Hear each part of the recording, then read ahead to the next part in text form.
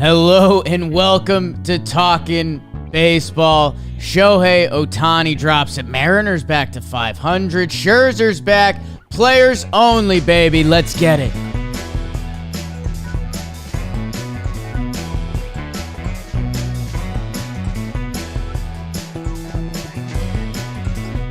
Tweet. Hello and welcome back to Talkin' Baseball, especially maybe a double welcome back. We just went live for a second. Internet just straight booted us, straight reset. So we're straight reset. Myself, Trevor Plouffe, no James today. He's dealing with some family stuff, so we are going to chew it up. Big baby David's birthday, huge day. Trev, how are you doing, my good man? BBD, happy freaking birthday. Yeah. James, we miss you. Baby James, sup, dog? Yeah. My guy. And I'm doing great. As you can see, I'm still in Cabo, enjoying the sun. I've been playing pickleball, riding Sea-Doos, drinking Modelo's. I'm basically living my best life. But part of my best life, Jake, is sitting down with the boys, chopping it up about the baseball that's been hot in the streets. And guess what? Friday's here. We're going to do that. And we get the simulation on BBD's freaking birthday. There might be some nudity at the end of the show. I'm not really sure what's cracking with you guys. There's going to be nudity this weekend. Davis, happy birthday. Thank you.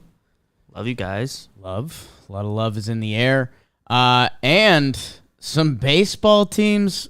I mean, we're talking Ohtani.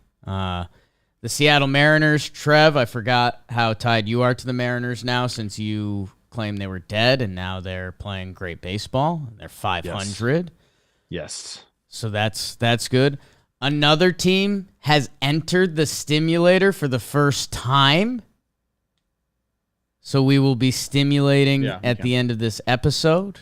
Little teaser on that. A team that's connected to BBD in a way, entering the simulator. So, Trev, I hoofed it back this morning from Boston, was up on the Monster last night. Thank you to Amtrak. That was a good time. How are you doing? You already asked me how I'm doing. I'm doing great. You're still good? You're still in Cabo? You know what, dude? I just want to talk baseball with you. I know. I got a great view right now. Everything's going see? good. Let's get into it. Am I part of the great view? No. No. Has nothing to do with you guys on the screen. I got the chat popped out. That's what I'm looking at right Trev, you get in the chat. The chat loves you. You're such a chat guy. Chat god, Trev. Chat, we're going to need you today. Like we said, send some love to John, dealing with some family stuff. He was supposed to do the NL and be our leadoff hitter. He's out. So Poppy Gordo's pinch hitting. Ask me how I'm doing again. Why not? Trev, how are you? Trev, let's talk some National League Baseball, and it's brought to us by Shady Rays. Some of you, again, are getting the double dip of this. Shady Rays. ShadyRays.com. Use code TALKIN, 50% off, and you get 2+ pairs of premium polarized shades. They have their lost or broken replacement guarantee. So these are lifers, man. If you get a pair of Shady Rays, they're yours for life. Get yourself one. Get a loved one. Maybe you know someone's birthday, and you can buy them a pair of Shady Rays. Summertime's here. Trev's wearing them in Cabo. I'm wearing them on the Monster. BBD's wearing them up and down the whole East Coast where he resides. Go check them out because you're going to find a couple pairs you like. ShadyRays.com. Use code TALKIN. 50% off. 50. 2+ pairs of premium polarized shades. That's a deal that they're doing just for the Talkin' Baseball family. So leave the G off. No G. No G on our promo code, right? Nothing but a G string. Shady Rays, go check them out. Code TALKIN, 50% off. Trevor Plouffe, let's talk some baseball, and I'll bring you through the National League if that's all right. Let's go. We are heading to the ATL where the Dirty Birds take the field. Actually, the Atlanta Braves is the baseball team down there. And Trev, they won the first game, the second game, the third game. They did not win the fourth game as the Cardinals avoid the 4-game sweep. But Atlanta keeps rolling. Cardinals Their bullpen did it. 17.1 innings pitched, 1 earned run. Problem is, the Braves starting pitchers did it every damn time. 21 innings pitched, 1 earned run from Atlanta Braves starting pitchers, including your guy, Max Fried, 6 shutty. The last, Ion Anderson, we haven't gotten to talk about him a lot. 5 innings, 1 earned. Does that get him going? The Braves, baby. Mets, they're coming, unless you just got Scherzer back. We'll talk about that in a minute. Dodgers sweep the Rockies in a 3-game set. Turner, Belly, Lux, Trace Thompson providing offense. Urias, White, and Pepio shutting it down. Pitching-wise, the Dodgers are going, man. 16-6 in their last 22. Up 6 games. Chris Taylor to the IL, though. We don't love that. For the Rockies, Chris Bryant. How's your payday? He got his first Rockies home run. Dodgers sweep the Rocks.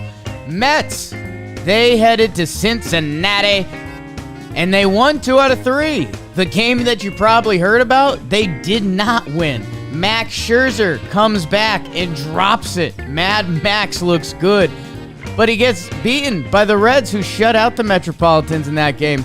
But the Mets win the bookend games, including the final game. They put up a 5-spot in extra innings. Smith with the big RBI double. Nimmo the 3-run homer. Some injury updates. Molly goes on the IL. Bassett's got some COVID stuff going on that he's not happy about. DeGrom making another rehab start. My Arizona Diamondbacks took 2 out of 3 from the San Francisco Giants. Oh boy, San Fran. Don't start scuffling on me. 41-40 now for the San Francisco Giants. A lot of small ball and aggressive base running from my Snakes, obviously.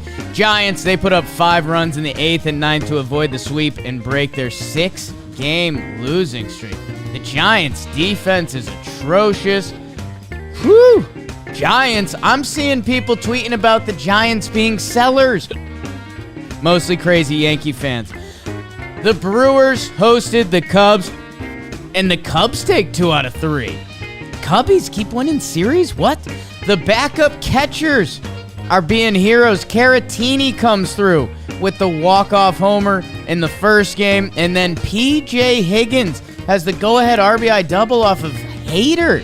Hader's been getting hit a little bit lately. Not sure what all that's about.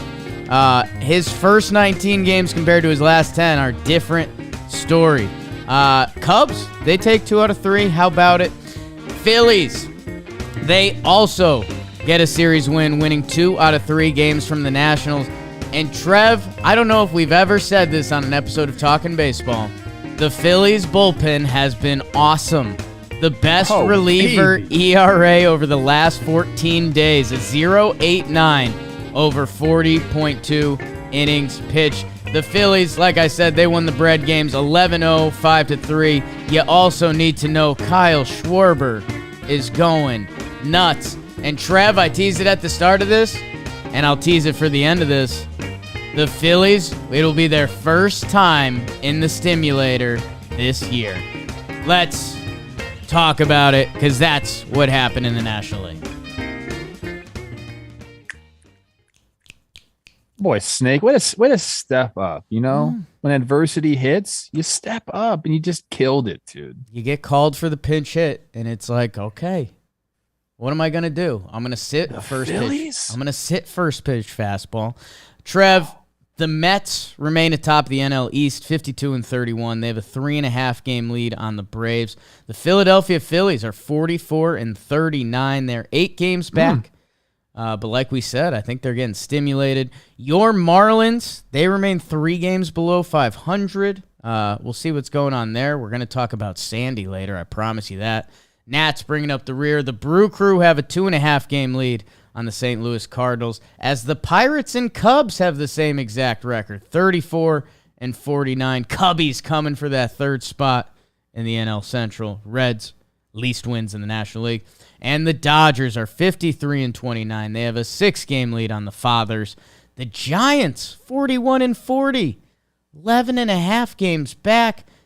Diamondbacks 37-46. Rockies a game behind them. Trev, if there's something that jumped out, I'm ready to Sherpa you anywhere, or we could cron. Ooh. I'm ready for whatever, dog. I think the cron pause the way we go here, because the first one is a nice little series there. The Cardinals at Braves. Braves almost have the 4-game sweep. And even in the last game, they had Spencer Strider going, feeling good. He strikes out the first 9 outs. But they end up losing that game. I think that's a good series to start on, though. The Atlanta Braves. Atlanta Braves. Cardinals. How is my internet? I just want to make sure before we start really getting into this. You're groovy over here, dude. Oh, believe it. C. Rose asked me today, by the end of the year, we're going to be talking about the Braves as the best team in the National League. That's how good they've been playing lately. I told him they'll be one of them. I think there's probably 4 teams in that elite category. I think it's the Braves, the Mets, the Dodgers, and I'm going to put the Brewers in there on the strength of, just kind of the starting pitching they have. We know all about that. But the Braves have been coming in hot. I don't want to go too much into why I think they're hot, because that's going to come later in the show for an award. Yeah, but they've been getting great pitching performances. I mean, you said 21 innings pitched with 1 earned run from the starters. I mean, that's how you win 3 out of 4 against a really good Cardinals team. And, man, I think back to before the season. Like, remember how juiced up we were for the Braves bullpen? They added Kenley. They added some guys down there. Colin McHugh, friend of the show. Mm-hmm. We talk about the Braves lineup a lot. Like, there's a lot of dudes in that lineup. Like, Dansby Swanson is having a crazy year, and he's normally kind of a bonus piece in the lineup. Their starting rotation and what they do day in, day out, and they still might have some reinforcements coming. I think the Braves are. I mean, they're one of the powers of the National League. For me, it's the Dodgers, obviously. Sometimes we almost have Dodger fatigue because they've been so good for so long now. The Braves are there, and the Mets are. I mean, they're not a wild card team, but for me, it just depends what's going on with Max and DeGrom when we get there. But the Braves take 3 out of 4 from the Cardinals, a really good Cardinals team. I was looking at some of the Baseball Reference WAR leaderboard, and I think as of yesterday, I think 3 of the top 4 players were Cardinals.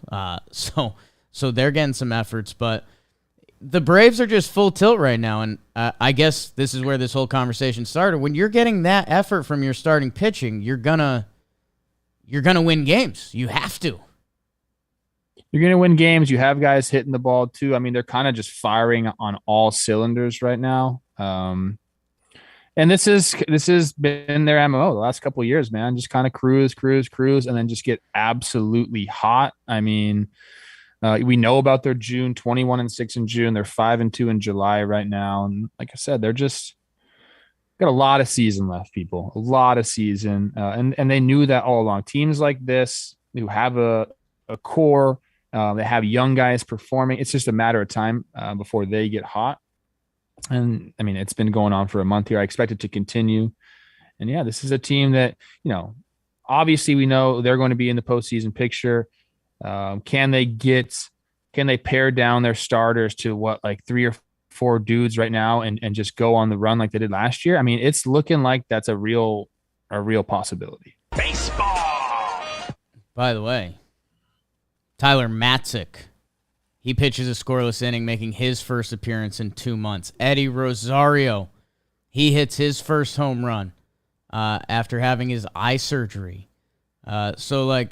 The Braves are picking up bodies, and I guess if you're a Cardinals fan, that's maybe one of the writing on the wall. Whoa, Tyler O'Neill, my guy, our short, thick Canadian king, he could return tonight, and Steven Matz is making another rehab start, so they might have a little bit of health coming.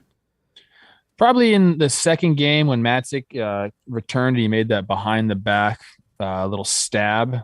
You knew as a Cardinals fan that it wasn't going to go your way. But they'll be all right too. Not worried about the Cardinals. They're in a rough little stretch right now, but that's baseball. You just played the A-Rod clip, man. That happens from time to time. I still think the Cardinals are one of the better teams in the National League. They'll be okay, but a rough patch in the last 8 days for them. Yeah, I want to check out their upcoming schedule to see what's going on there. What was the A-Rod baseball? I'm using that for keeping our pace up. Oh, wow. Okay. Oh. Okay. A-Rod Okay. keeping the pace. I love that. He, if you're looking for good A-Rod content, check out the Instagram he posted a couple minutes ago. I think it's him just driving down a road in Italy, but you can't see who's driving the car, so I don't know. Italy is mine, bro. Italy is mine. Leave that alone. What's he doing? And he should know that. Ooh, interesting stretch for the Cardinals. They've got Philly for 4, and then the Dodgers for 3. So, And then Cincinnati for 6 in a row. Is that what I'm looking at? is that in and out of All-Star break? That's kind of funny. Yeah, it is. They got 3 with them before the break, and then 3 with them right after the break. 1 at home, 1 away. Man, I mean, they're okay. the schedule this Yeah, year guys. is bizarre.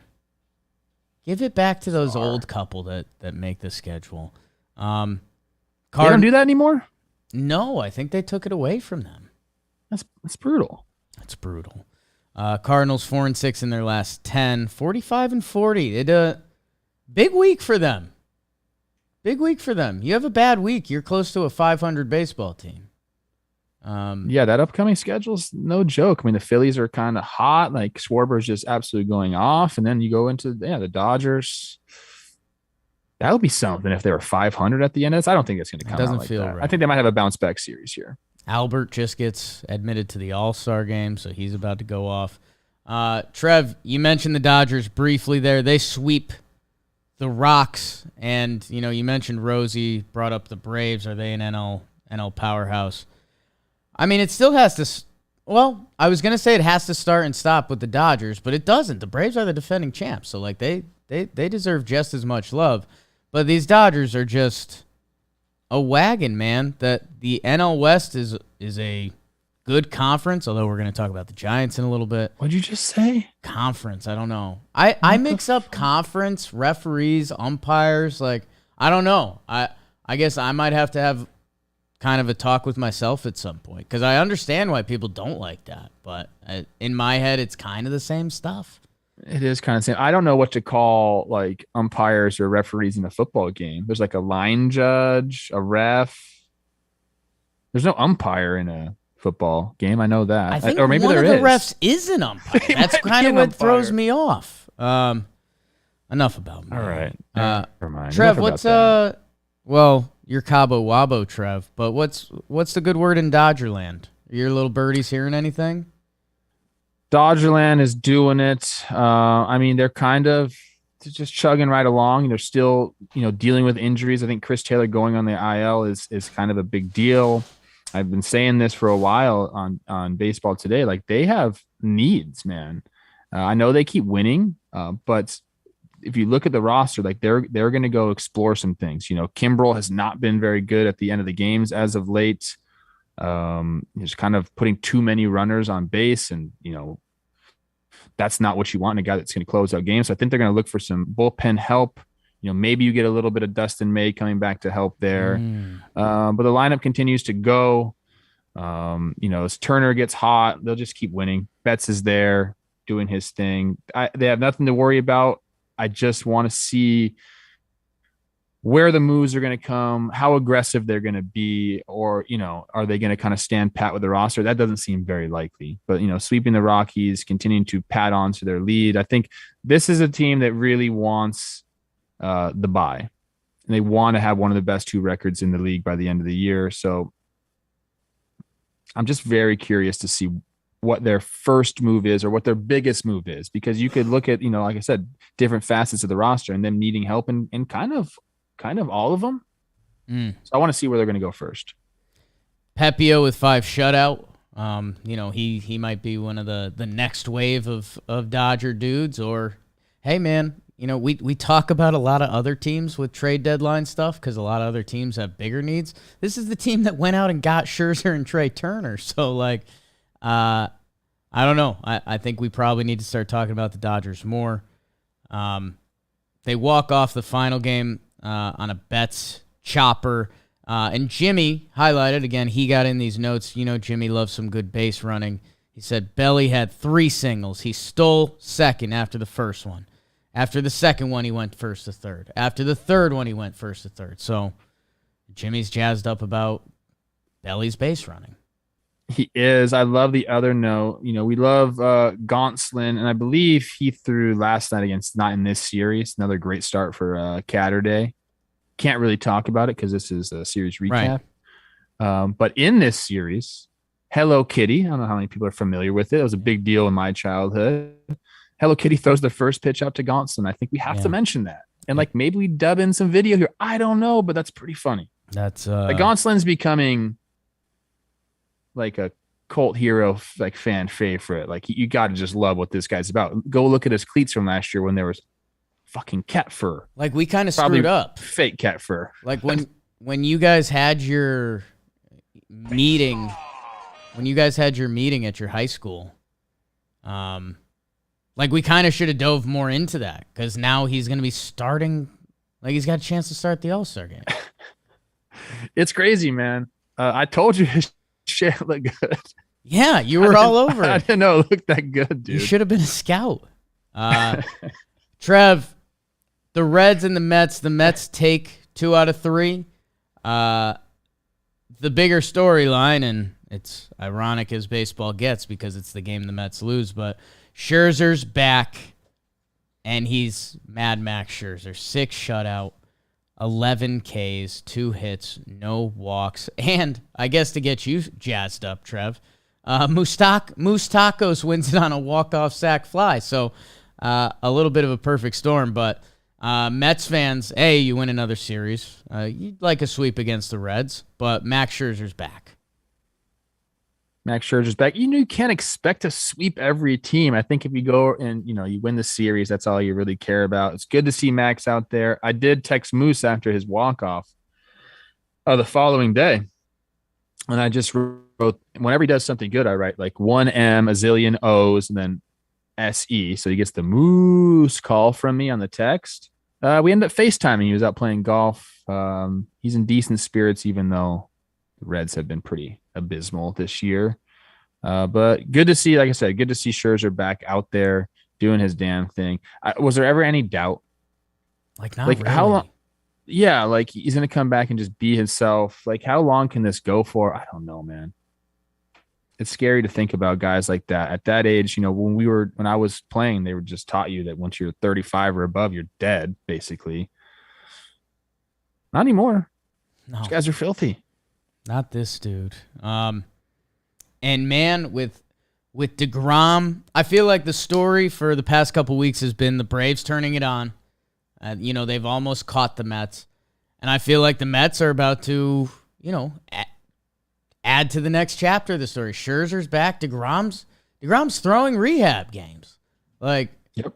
This Mets team is about to get more and more real. They were one of the storylines to start the season. Buck and Scherzer, and they're winning a ton of games.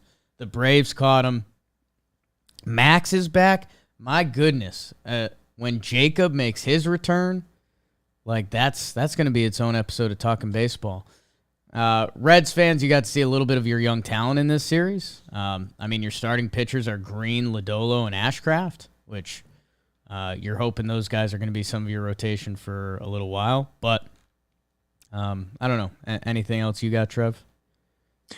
Jimmy has some notes about all the players that can be traded from the Reds. I don't think Reds fans want to hear about all this, but, they are going to be a team that other organizations are looking for.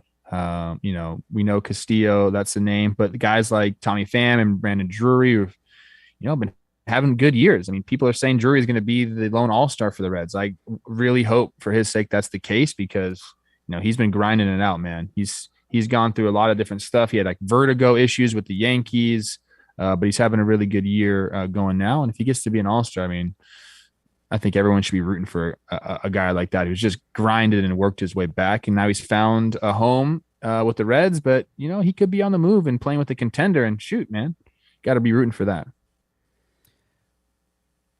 D-backs, Trev. My Snakes, They take 2 out of 3 from the San Francisco Giants. the Giants are entering a dangerous territory, man. 2-8 in their last 10. They're 41-40. Their defense is atrocious. And I think when we think to last year's Giants team that was it felt like they were good at everything. It didn't feel like they were great at much, but they were just good. Their bullpen was good. Their starting was good. Their defense was good. They were getting clutch hits like up and down the lineup. And now here they are coming off of one of the better regular seasons like a team has had in the past 20 years. They won what, 107? Yes. And now we're 41-40. Have you sent Gabe the text yet?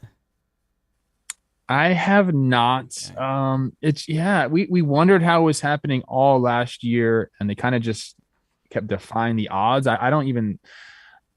I'm not hesitant to even say that. I feel like they really kind of did defy the odds last year with what they did. You're right about the defense, man. If you're just looking across the board here, I have Fielding Bible up right now.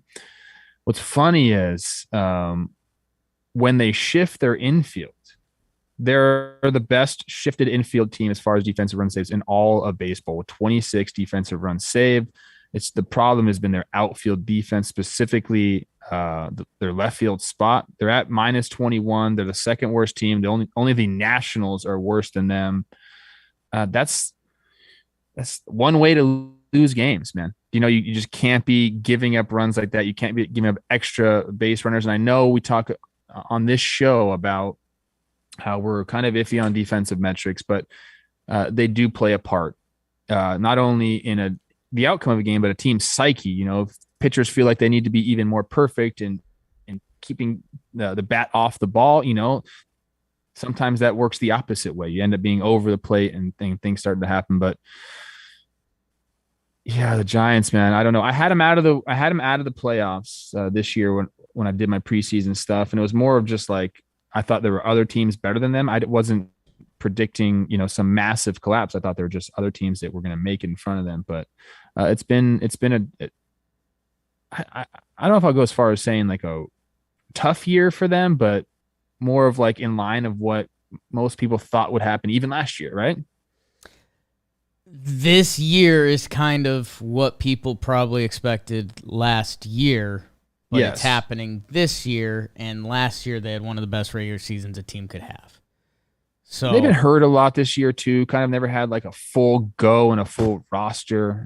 But I mean, Jock Peterson's been their best hitter, and nobody expected that, right? Like you don't bring in a guy like Jock to be your best hitter. You bring him in to be a supplemental piece. So you kind of just look at the overall stats, and like that's kind of not surprising they are where they're at. And yeah, that's the Giants fans don't want to hear this, but I guess technically there's like 20 teams that would want to hear this. Dangerous little time coming up. With the trade deadline approaching. Oh, no. I'm just saying, Trev. I'm just saying. There's a lot of veterans on that team. There's some final year of their contract guys. I know Giants fans don't want to hear it, but there's a lot of other fan bases that, man, if you're looking for a veteran down the stretch to give you a little juice, like this is the squad. So I'm sorry, Giants fans. I almost want to circle it as like, I'm not rooting for it, but they're not going to sell. I don't believe they're going to sell at all. A lot of the chats emphasizing Buster Posey leaving and right, what kind of impact he had. Obviously, offensively, there he was the guy, but just overall in the clubhouse, this is a very veteran team, so I don't think that's necessarily the problem. But replacing him is, you can't really replace him. My Snakes, quick Varsho, 3-hit game in the first game they won, 3-run homer in the second game. Love me the Varsho. Jimmy also gave our guy Pipe some love.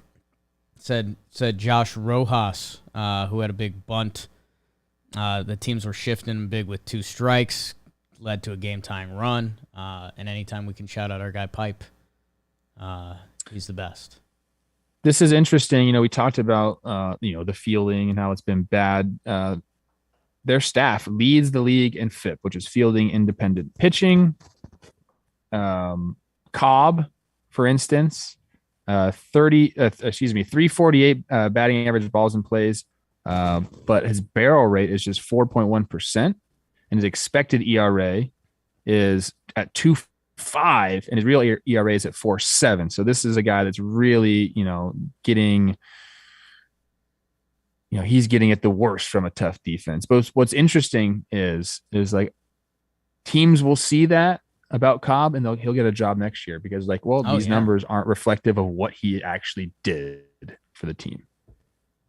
Defense is important, obviously. Hey, and maybe Giants fans, there's your spin zone. Maybe the defense tightens up a little bit over the next couple weeks, and you reel off 9 wins in your next 10, something like that.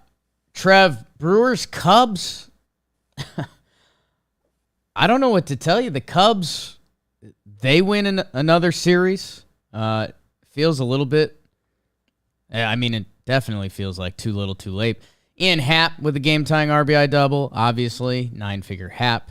Seiya Suzuki, I'm gonna get in his stats. It feels like he's got it going a little bit. Corbin Burns, 7 shutout. Yeah. And then Hader. Going through a tough stretch lately. He hadn't given up an earned run in his first 19.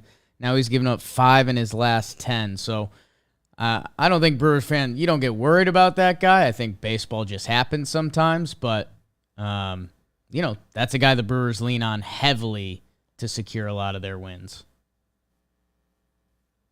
Yes, 100%. Yeah, and that's just a little blip on the radar for him, I believe. He'll be fine. It is the way baseball usually works. Josh Hader has kind of taken that statement and thrown out the window because he's just been good all the time. But, there's going to be rough patches. He'll go back in the lab, see what's going on, and figure that out. Maybe they'll give him a couple of days rest or something like that. But I expect him to be just fine. Corbin does it again. And that was in the last game. 7 shutty, 10 Ks, 3 hits, 1 walk. He's probably pissed about that 1 walk, if I had to guess. And a little behind-the-scenes information. We might be seeing Corbin Burns out at the All-Star game. I was DMing him, inviting him to some stuff that we're doing out there. And I believe you and I, Jake, will be chopping it up with the guy. Whoops. He's going to teach us how to throw a cutter. And then I'm going to dice your ass up with it. You will try. Which is probably a good time to shout out. If you don't know, we are going to the All-Star game, and we during the All-Star game, we're hosting an event at Boomtown Brewery. Yes. And we're doing a VIP beforehand. There's just 100 tickets. It's $100. We're pretty simple people. You get a couple free drinks. We're doing like a 2-hour hangout. You get a shirt, all that stuff. So if you're in LA for the All-Star game, we're doing it like 2 hours before the actual All-Star game, and then we're just gonna hang out and have beers and watch the game. It's kind of our we're gonna have a ton of our crew out there: Trev, Blev, Jerry Blevins, Peter Moylan, Winger, Paxton's coming out, BBD, Dan Canobio, boxing guy, he'll be around. Who else is gonna be there? Did I say Moylan? We got Ice Boys. We got Ice Boys will be there. So we're just going to have basically our whole John Boy Media family, and it's kind of the best part of this damn company is that we're just going to be around watching the game, having a beer, maybe some Beano. And if you wanna talk or hang out about baseball life or anything, like everyone's up for it. So if you're out there for that, come say hi. We'll be bumping around all weekend. Like Trev said, we might be mixing it up with the fancy LA folk a little bit. So getting excited for that. Brewers fans, I'm going to do, should have said this earlier. You guys all know your team's better than us. I feel like I've been seeing a lot of Keston Hura highlights lately. His OPS is right around 8. And I saw him make a nice catch in left field. So that feels like it could be a potential development from Brewers land, but I don't know enough about it. But yeah, man, they've been playing under 500 ball for like over a month now. So they kind of, the Cardinals snuck up on them. We talked about powers of the National League. I'm a little The Brewers need to show me what the good Brewers look like again, and then I will drink the Kool-Aid. Because when their aces are studs, etc., like, I'm all in, bought in.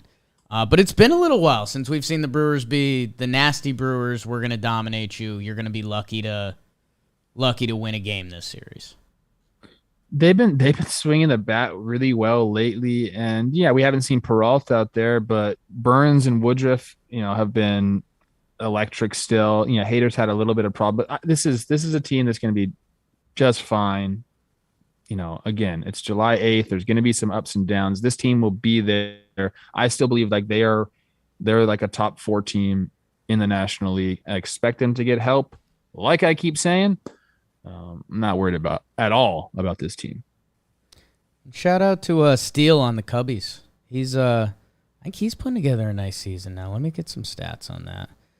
Is Contreras hurt? 16 starts, 4-1-3. He had sat the last 2 games with a hamstring, so I don't know. I don't think he's hurt. Nice video of him finding out he's an all-star. That was cool. Man, his brother should be. Final series in the National League. Phillies take 2 out of 3 from the Nationals. Trev, like I said, first time in the Stimulator. That got me a little jazzed up going into this episode. Schwarber is unconscious right now. And they take 2 out of 3 from the Nationals, which, again, the Nats are Josiah Gray deserves a shout-out. He's starting to come into his own for the Nationals. He was a big piece in that Scherzer trade, Turner trade.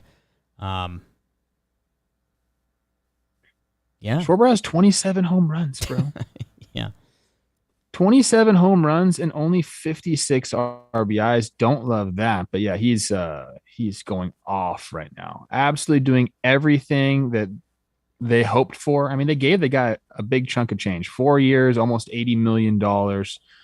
Kind of, to me, was a little bit of a head scratcher when they did it. I didn't know if he was going to get that much money. I was projecting more around like 15 a year, but they gave him the 20 a year, and he's been worth every single penny. He's kept them afloat as Bryce Harper's been out.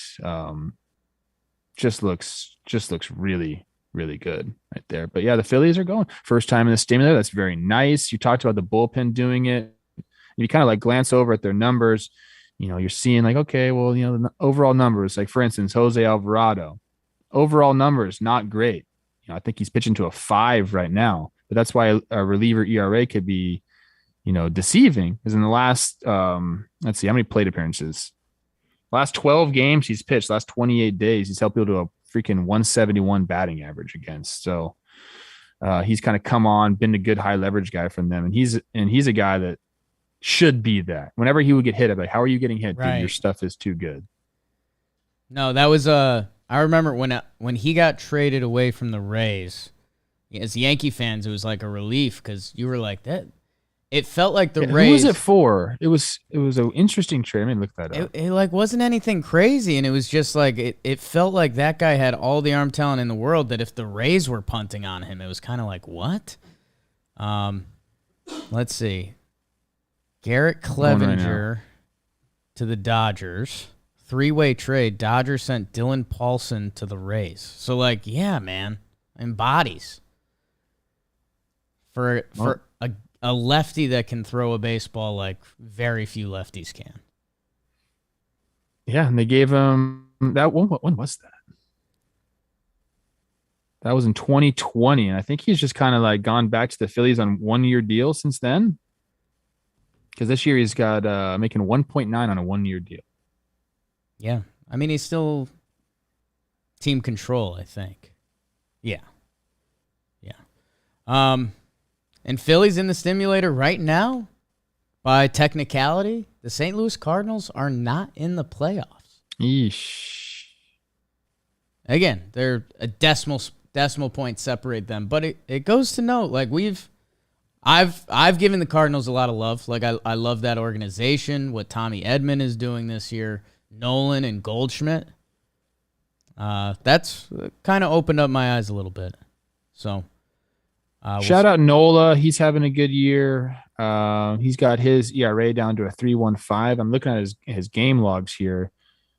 Starting on May 26th, he went 8 1/3, then he went 6, then he went 8, then he went 7, then he went 8, then he went 7, then he went 7, then he went 7 2/3. So he's pitching deep into the ball games, giving that bullpen a rest, which I think is important, man. Like, you can't overuse bullpens. Everybody knows that, but at certain points, if your starters aren't going deep into games, you're going to have to do that. And I think the Phillies have been able to avoid that, and probably is a reason for some of the bullpen success as of late.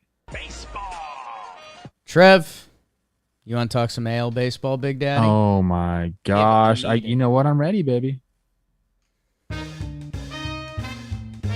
All right, we're starting out in Chicago. My Twins take 2 of 3 from the Southsiders. They continue to pad the division lead. Lots of offense and lead changes in this game. Missed tags, strange base running.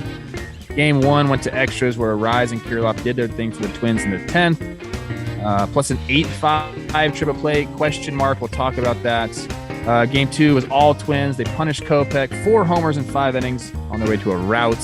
And the White Sox avoided the sweep in dramatic fashion, coming from behind to tie the game 5 times before Garcia walked it off in the bottom of the 9th. Twins take 2 of 3 there.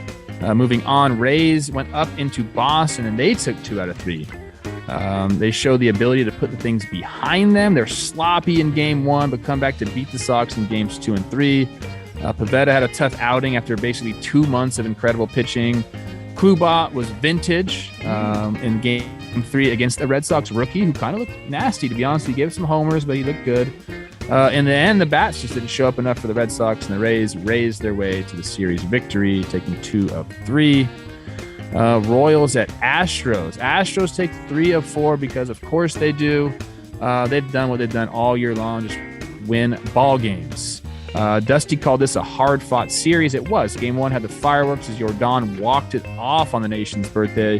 Game 2 was back and forth like Jake from his couch to his fridge. I wrote that joke. With the Astros finding their way on top.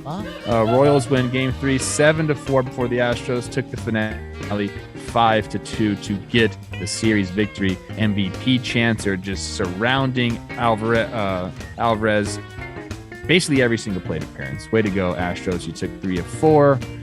Moving on, the A's. Oh, my goodness. They take 2 of 3 from the Blue Jays. They went 5-1 A's, 5-3 A's before the Blue Jays did it. 2-1 to avoid the sweep. My guy Schwarber and Irvin did the thing in Game 1. 8 innings pitched, 1 earned run. Go, Swervin, go. They got to Manoah a little bit there. 4 earned runs for him. Murphy had the go-ahead sac fly in the 3rd inning of Game 2. And then Game 3 was fun because Bo Bichette had a go-ahead homer, and that was after Chappie tied it in the 7th off of Caprillion. And that's the guy who officiated his wedding. So some funny stuff there. A's take 2 out of 3. Blue Jays, a little mini what is you doing, baby. Tigers sweep the Guardians. Guardians, what is you doing, baby? 4-1, 5-3, 11-4, 8-2. Tigers did it the entire time.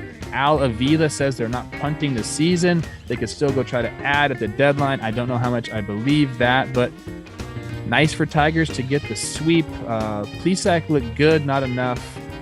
We talked about Cabrera getting the All-Star nod. We'll get into this series a little bit more. Riley Green did some things, but the Tigers sweep in a 4-game set against the Guardians. Come on, C. Rose. Speaking of sweeps, Rangers go up into Baltimore, and they get swept. And this series was crazy. They went 7-6, Orioles in 10, 10-9, Orioles in 10. We had a walk-off hit by pitch. Believe that, baby. And the Orioles won the last game 2-1 to get the sweep. Rangers have been playing some good ball. So have the Orioles. This one was kind of interesting, but the Orioles get the sweep. Brandon Hyde is doing his dang thing there. Gotta love that. We'll get into it more in depth, and that is what happened in the American League. Claps for you, Trevor, except you did dub me in the middle of that, so I don't love that. That was pretty good. What else is pretty good? My New York Yankees, you'll hear about them in the Interleague, are now 60-23. Why are you talking about them? 14.5 games up on Corey Kluber's Rays, 15 games up on the Sox, 15.5 on the Blue Jays. Man, That middle of the AL East, as the Baltimore Orioles are 40-44. Let's go. Brandon Hyde, baby. Brandon Hyde, manager of the year talk? Should we get that going? I just got to say, people like young managers get put into horrible situations a lot. Brandon Hyde was put into a horrible situation, and we've made fun of the Orioles when they were doing that hilarious fly ball drill in spring training, acting like they were about to make the playoffs. We're like, you're not going to do that. But you make your way through it, find your path. You finally get some of the young guys coming up. You have some overachievers, and look, 40-44. I mean, well, that's not what they are. What are they? 40-44. Yeah. Is that what they are? Yes, dude. Like, good for them. That's crazy. In the AL East, we're talking. I don't want to see what our over/under was on them. Yeah. I'm sure we all picked the under. Poppy's in a lot of trouble. I was really mean to them early in the year, so I'm glad. We got Orioles fans in the chat saying Brandon Hyde is a horrible manager. I'm not going to say that. I'm just saying, dude, you get put with a tough team. What are you going to do? What are you going to do? The Orioles could be 25-70 right now, and we'd say, same Orioles. So sorry, Brandon Hyde's mismanaging your best team in 6 years. Put some respect on his name. Twins are 47-38. They're leading the AL Central. The Guardians are down to 500, and they are 4.5 games back in second place. The White Sox figure it the fuck out. 39-42. They're 6 games back. Tigers are 10.5 games back. You know what? Go nuts, Tigers. Let's blow up the Central. Royals 15 back at 30-51. Just relax. And Houston, I'm running hot now. Now that we got the stream going, I'm hot, baby. Astros are 54-28. Mariners are 500. Hello. Rangers 37-43. Angels a game back of them, and the Athletics are 28-56. Trevor, where do you want to go? Grand Pod, baby. Twins at White Sox. The White Sox just have been waiting for them to go. They get Eloy back. He helps them out in this series. This was also a good series, but I don't know, man. I'm starting to think that my White Sox in the World Series prediction is not going to come true. I'm not changing because I don't do that, Jake, but they just haven't looked good.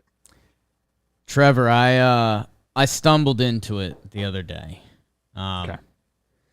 So, we're going to head to the All-Star break. They've got some division games. The White Sox I'm talking about. They've got the Tigers, Guardians, Twins, Guardians heading into the All-Star break. Okay. So, whatever. Win some series, win some games, or don't, White Sox. I have to stop doing the dance. Trev, I went further into this because you and I kept saying the same thing. We kind of can't quit them. There's so much talent. Come on. After the All-Star break, let's see where they're at. Maybe they disappoint us even more. Maybe things get worse before they get better. I don't know. If they can somehow be around 500 for the All-Star break, okay, coming out, they have the Rockies, the Athletics, the Royals, the Rangers, the Royals again, the Tigers, who might now be their competition, so I don't know if we can still label them that way. But they come out of the All-Star break facing 6 of the worst teams in baseball. So if they can get the juice going just a little bit, we will then be talking about the White Sox more. But they lose another series to the Minnesota Twins. I was going to say, the White Sox are back, except they're not. Not God. just yet. Not just yet. This one had some funny stuff going on in it. Abreu hits a Oppo homer in the first in game 1. Cueto pitched this one. I know you love Cueto. I do. So just want to throw that out there. But Buck hits a massive bomb to put the Twins up 2-1 in the first. Call it a Buck shot. That's what Dick Bremer's saying when Buck goes up top. The Twins end up scoring 4 in the 10th. It was a Arias go-ahead RBI single, just back up the middle off of Kelly. And then Kirilloff had a 2-run single in that inning as a shift beater. White Sox do not have a good defensive team either right now. Then there was this triple play, and I want to talk about this. Okay. Obviously, nobody out. First and second. I think it was Pollock flies out, right center. Like it was deep, but Buxton's out there. So you can't just go ahead. You can't think he's going to miss this ball. You have to very much assume the ball is going to get caught when it hits towards Byron Buxton. And I think it was Engel was on second base. He's around the base, did exactly what you're supposed to do. You're supposed to be around the base. If the ball drops, then you take off. I guess he just didn't go back. They end up getting the triple play. And everywhere I looked, they started saying it was an 8-5 triple play. And it was the first one in MLB history. Right. So I talked about that too. I think I even gave Buck an award on our Tuesday show.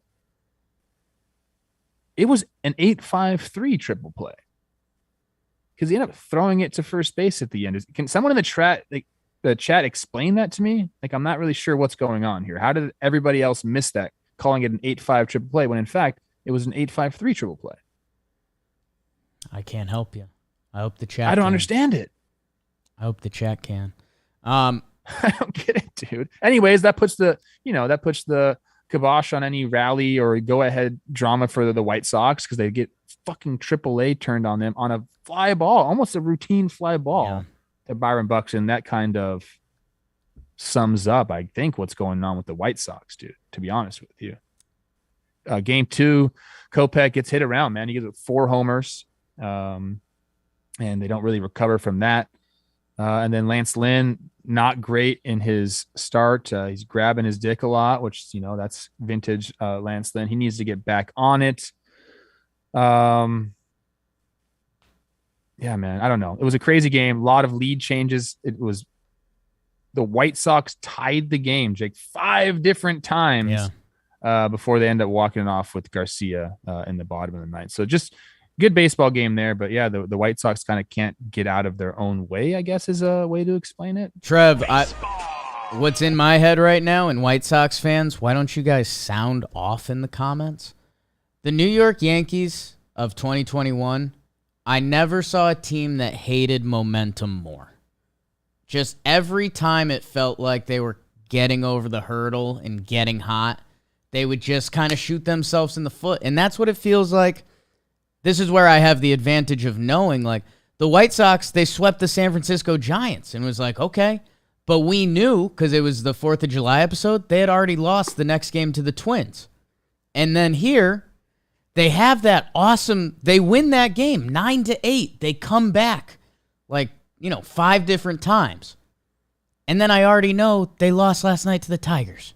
So, like, that's where White Sox fans, you guys let me know. I know it's got to be more frustrating for you guys than it is for us. But I don't know. I love Eloy. Eloy's one of my favorite players in the league. So hopefully him being back can be part of the spark. And Twins just casually being a division leader since the start of the season, basically, since 2 weeks in. Yeah, Cleveland tied them once, I think. But yeah. Right. Counts. Oh, I'm getting an explanation from the chat about why it was an 8-5. Apparently the one person he tagged was the first runner on first base. I don't know. Gio ended up tagging 2 people. Just horrible base running by the White Sox. Apparently. He did throw the ball to first, but I guess there had already been 3 outs. I didn't differentiate between the runners. Holy crap. If it's that bad that a guy that's been in the game for 30 years doesn't understand what's going on, it's a bad base running play. My goodness, that's bad. Trev, you want to take us up to Boston where I just was? Oh yeah, how was that, by the way? Some people may be shocked to hear this. I love Boston. I used to frequent Boston in my college years a lot and just get out of my mind up there. It's a beautiful city. It's a fun city, especially in the summertime. But I was up there for Yankees-Red Sox, which I'm sure we'll be talking a lot on Monday. But let's talk a little Rays-Sox. Rays take 2 out of 3. You mentioned the Klubot? Klubot did his dang thing. The story that I have for this is the Rays being able to put a bad game behind him. That's what happened in game 1. They were just like super sloppy. Paredes had a ball that they ended up calling a hit. It was basically an error charge, a ball coming in, kind of zooed it there. Fleming had a ball right back to him. There was just an easy chopper, air. They scored runs on both of those things. Diaz turns first base too far, gets back picked. Like it was just bad. They had 2 hits all game. They lose 4-0, and it just wasn't a good game. But then they come back. They bang on Pivetta game 2, who's been. I have some stats here. What are Pivetta's stats? I wrote them here. Where are they? Full pension Piv. 8-1 with a 1.95 over his last 11 starts. Was full pension Piv before this game, where he went 5 2/3 with 7 earned runs. Kind of started off in the first. Kiermaier 3-run double in the first. Another bad base running. He gets doubled off on a soft liner to Story. So that's like another thing for the Rays to worry about. Bogarts and Story did homer to tie the game, but then it was all Rays after that. Then it went in 8-4. Then Klubot comes out. Vintage Klubot. I told you there's a rookie there. Brian Bello. Bello. I'm saying it the Spanish way. Looked electric, but left some balls over the plate. They capitalized on that. It's basically it. Rays raised the Red Sox in the 3-game set. They take 2 of 3. I think they're both tied now. Is that right? Standings? I think they were. I think they got jumped because the Red Sox lost last night. So Rays are half game up, one in the loss column. Yeah, yes. Bello, and I know Sox fans were really excited about that. I think he's got like one of those just new age hellish sinkers. I think it's just a pitch that moves more than baseballs are supposed to move. But it also goes to show that baseball is baseball, and the kid has kind of a tough day at the office because Major League Baseball is unlike any other place you're going to find baseball players. So, but yeah, I know Sox fans are really excited about that kid. So I wonder if he becomes a story for this season or if he becomes maybe a next year guy, but I don't know. Two big at bats against him. It was 2 pitches kind of out of the strike zone, like a 97 that they got to, and they're both fastballs. And like I said, because they're out of the zone and like the way they got to him, you had to wonder, and I'm going to go back and look at this, like, did the Rays have something on them? And that happens a lot to young guys, man, especially in like their first start. You're nervous. You're not really thinking about all those little subtle nuances. I don't want to say they had his pitches because I really didn't put any research into it, but that popped into my mind as they just got the barrel to these fastballs. They were out of the zone. Okay. Interesting. You don't usually do that unless you have something. Interested. Huge, fun Yankees-Sox series this weekend. Trev, Astros, Royals. I mean, I don't know how far we need to dive. The worst team in the AL versus what's been the best team in the AL for the past month or so. You want to just talk about Jordan, how fucking good he is? We could just do that. Actually, yes, episode, dude. Yes. Yes, dude. Like, that is what I want to talk about. I knew he had a good June. I didn't even really, like, get the numbers. I have all the numbers in front of me. You want to hear about it? God. His June, 418 batting average in June, 510 on base percentage. He slugged 835. That's a 1.3er for you in the month of June. Not slowing down at all in July. He has the walk-off home run on the 4th of July. Astros were down 5-0 in that game. Tucker had the 2-run single, kind of just like a jam shot to center. Gurriel had an RBI single, chopper up the middle, and that was in the 8th to tie it. And then Jordan's like, I got you guys. Hits the bomb off. And I think I mentioned this. I don't know. I don't know when. I talk too much about baseball. Everyone just hears my shit all the time. My guy Scott Barlow, who I coached a little bit. No, my brother coached him, actually. But that happens there. The second game in the series, back and forth game. Greinke starts, gives up a ton of runs. Garcia starts, gives up a ton of runs. I love this right here, Jake. Only 6 of the 17 half innings didn't have a run. Wow.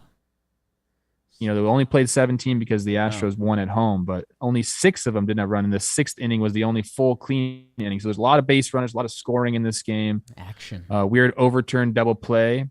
So Altuve, gets a toss from Pena, just a little pitch over to him, throws it. They call the runners out at first and second. Royals challenge it. Both are safe. Altuve missed the base, and the runner beats the throw. So they end up getting base runners on there. Instead of having 2 outs, they have no outs and base runners, and that's when Jordan, who's just the MVP, we're only going to talk about him, he ends up turning a double play. on a fly ball to left that was going to be a sacrifice fly. He just chucks it in there. Maldonado gets the tag. Pena had game-tying solo home run. Bregman hits a homer in that game. I mean, the Astros are just something else, dude. I don't know how deep you want to go into this, but they're something else. I'm going to say a couple things about Yordan. Trev, we had our kind of wonky episode where we talked about doing a baseball movie and then some players you'd start a team with.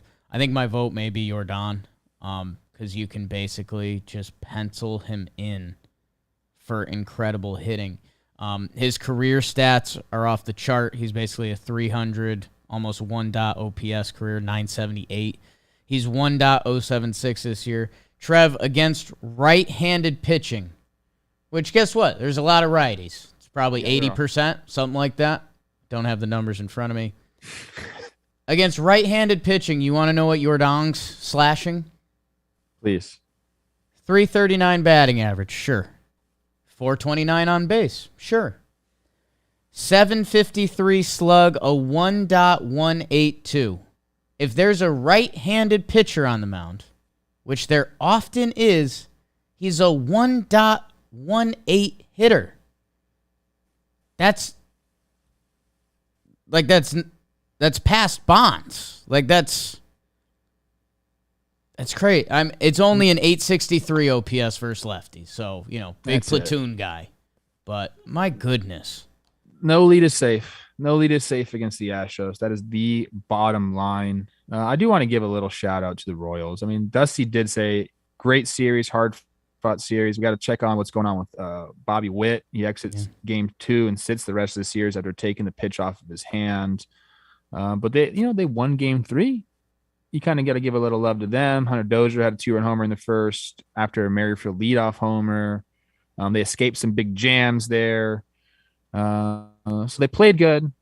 But you're going into Houston against this Astros team. It's a daunting task for them. And Trev, I hate to backtrack a little bit, because we talked Boston, Tampa. There's a story that came out from Boston that I think we need to talk about.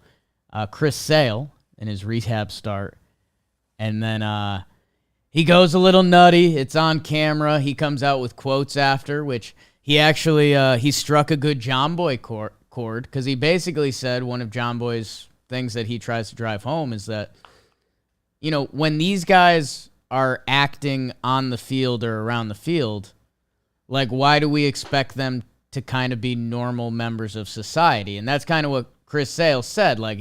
If he was at I forget what he said. If he was at the local bank, he wouldn't be slashing signs and doing that. But he's expected to be this ultimate competitor, so he went a little nutty, and he said he's going to take care of it and everything like that. But I mean, I'll kick it to you, Trev, because I'm sure you've seen some stuff like this, and I don't really know what to do with it. Yeah, I mean, I don't think we should think too much about it.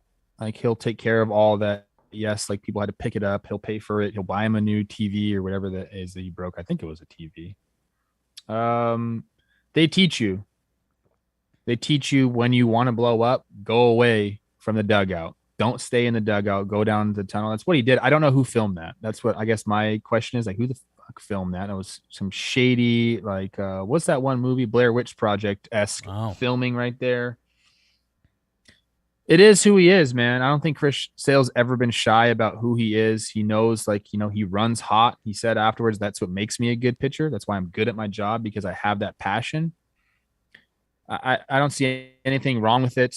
Would I do it? Probably not. But there are times where, man, you're just super frustrated, and he wants to be back helping his team. I think that when you're on a rehab assignment, all you can think about is getting back to the big leagues. This guy's been chomping at the bit, the entire season, wanting to get back. Doesn't like his outing, gets fired up about it. Nobody should have saw that video. He's right when he said that. Yeah. I have no problem with it. He didn't hurt anybody. Good. I think that's I think after his quotes, that's where everyone landed. Because I think everyone wanted to go whoa, look at this dude. And then it's kind of oh, well, yeah, that's kind of the job. They'll take he'll make sure everything is fixed, and it'll be better than it was when he left it. I guarantee that. You don't want this stuff to happen. Chris Sale's not proud of that moment. He's not saying this is what it takes. Right. Like, no, but like it happens from time to time. And I think, it's just not that big of a deal. Like if I told you, I mean, everyone knows that people blow up, but like lots of things happen in a baseball season because it's a very frustrating sport. It happens every single freaking day. There's no escaping it. Sometimes you got to go into destruction mode. You ever break something? What do you got? I blew up every once in a while. I found if I just got one big fucking scream out that I was fine. You just bury your face in a towel in the tunnel and just yell. That usually did it for me. I told this story on Baseball Today. The one thing that really stopped me from acting like that was I was a young guy, and I went back to the helmet rack, took my helmet off and kind of like slammed it, like close, not crazy, but it got like a good hop, dude. And it went by Michael Kadyr's foot and like brushed his foot. And he gave me the absolute death stare. And we had a little talk about it. I apologized to him. Obviously, wasn't trying to do that. But after that, I really, really was cognizant of like going into the tunnel and making sure I was doing things away from my teammates, because it's contagious, Right. I think that's one negative of it is if you got your team leaders doing it and feeling frustrated, it kind of rubs off on maybe some of the younger guys. And you don't want that. You don't want to bring your misery in to the situation, even though everyone says misery loves company. Keep that shit to yourself because you don't want to ruin the vibe for the rest of the boys. I think that's, I guess, the biggest takeaway there. Keep that over there, and then me and the Eddie Escobar types will keep the morale of everyone else. Oh, I've seen Eddie Escobar get fired up too, okay? I've seen Joe Mauer get fired up. That's a fun one. That's a fun one. I mean, that just put some lead in my pencil. Dude, I mean, I've told this before, and here, there's a punching bag in the Brewers, Milwaukee's visiting bathroom. And I think that's a great idea, man. Like, just a couple punches to there, get your frustration out, and you're good to go. It's always a sad feeling for me. You throw like 5 punches and you're already breathing heavy, and you're like, damn. Yeah, and you better put some gloves on because I actually was punching the heavy bag here a couple days ago. Bruised up my knuckles, man. What an idiot. Please take a video of that next time. A's, Jays slip up a little bit. Jays slip up a little bit. Like I said, really good pitching performance by my guy Schwarber Irvin. He went 8 strong, only 1 earned run, and that's basically all the A's needed. They scored 3 in the first. Andrews had a 2-run double. Second one, A's again. The Blue Jays beat themselves here. They scored 5 runs on 4 hits, 8 walks in the game. Kikuchi had 5 walks and 2 1/3 innings pitched. That is just kind of not the way to get things done. So they lose that game 5-3. Then they salvage one. Really well pitched game. Barrios gets back on track. Our guy Cap. They mirror each other, or they go 6 innings pitched, 1 and run apiece. Yeah, and then Bichette had you had to go ahead homer. Game of homers. Chapman does it, ties the game, and then Bichette does it, and they salvage it. And I think that's probably, if you're gonna lose 2 or 3. At least you win the last one and get out of there. Got to feel good about that. And yeah, you mentioned it briefly, and people may have seen it, but pretty cool. James Caprillion, he officiated Matt Chapman's wedding. Chapman hits the homer off of them. 2 guys that came by our spring training house. I know people have heard you can't talk about Matt Chapman in a higher light. And Cap, in the dose we got of him, was just an awesome dude that you can almost understand how him and Chappie get along. Like kind of a hot boy, Cap, right? Kind of hot, stoic. Is that the right word? Like roped up is the word. Big. Goodness. Cap was big. He was, bro. It's tough. These guys are also big nowadays. I'm such a little skinny MFer. Yeah. Thick boy. That's my fault. Bring him back. In Toronto, they're probably just trying to finish off this West Coast trip with Seattle and then come home. Seattle, talk about them in a little bit. Good for you. Speaking of Seattle, Kikuchi. He goes on the IL with, neck spasms. Just not a neck strain. He just hasn't been there for him.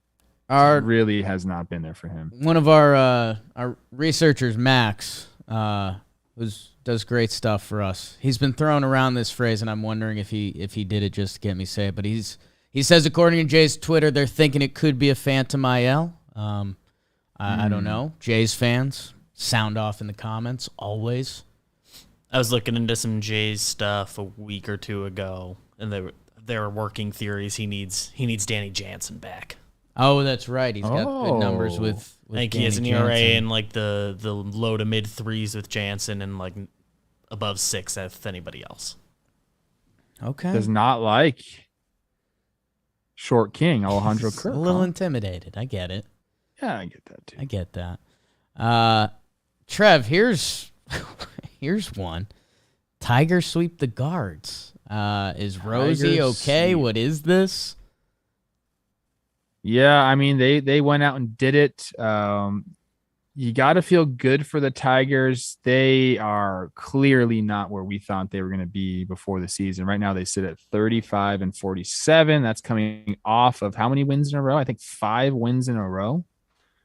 I mentioned this in my recap that Al Avila is saying they're pissed, but they're not giving up. Like they might go try to improve their team. Now, how much of that is lip service? I don't know. He goes, we're not rebuilding anymore. Like this isn't like we're trying to go and do it now. I don't see them going out and making significant upgrades. I don't see them getting back into the wild card picture, but shoot, a nice little series for them right here for sure. Yeah, and I mean, if everything went right, this year had a chance to be something nice for Detroit. It clearly didn't. I mean, two of the worst hitting months I feel like I've seen a baseball team do. But yeah, I mean, there's still something to be salvaged. There's a lot of young dudes on this team that, Tiger fans probably don't want to hear it, but if you can, get back to like a 500 record by the end of this season, like that would mean something to hopefully the future years. Or, I mean, looking at the longest win streaks in baseball right now are Detroit, Baltimore, and Seattle. So maybe it's also just a little weird blip in the baseball season. A weird blip in the baseball season. I got people in the chat telling me the Guardians were tired. Played 2 doubleheaders within 2 days and they were tired. I don't know if that's the case. It could just be a case of A-Rod baseball happening. Yeah, you got to give the Tigers definitely some credit. There is an interesting story, and I know we wanted to talk about it a little bit. Eduardo Rodriguez for the Tigers has just been on the restricted list, I guess. Is that what you would call it? Or think so? He's just kind of gone for personal reasons, and they signed him to that 5-year, $77 million deal, and he has been gone. The last game that he pitched was May 18th. And the story came out that they haven't even really been in contact with him. I think it's a family issue. That's what they said. But like, what's going on with that? That doesn't help you out when you're trying to win baseball games. A guy that you kind of banked on being a stalwart in your rotation is gone. I hope everything's okay. I don't want this to come off like we're blaming him for everything. It's just kind of an interesting story. If the chat's got anything on that, do they know that I don't know? I'd like to hear it, but yeah, I mean, you give that guy that type of money and he's not around, I don't know, what are you supposed to do? Again, we're probably dealing with some sort of serious situation, so these aren't necessarily the priorities. But like while he's on the restricted list, I guess he's not getting paid. So I'm not sure what that's about. And yeah, they haven't heard from him. Avila's quotes are as kind of as good as they can be. He's like, this is unusual, but we don't really have another option. Like they're just waiting. So yeah, I mean, definitely a developing story. We'll see what the next update on that is, but that's a unique one. Don't see that every day.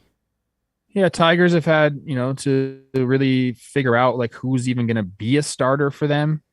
They've started a bunch of different guys. David in the chat said they have had 15 different starters for the Tigers this year.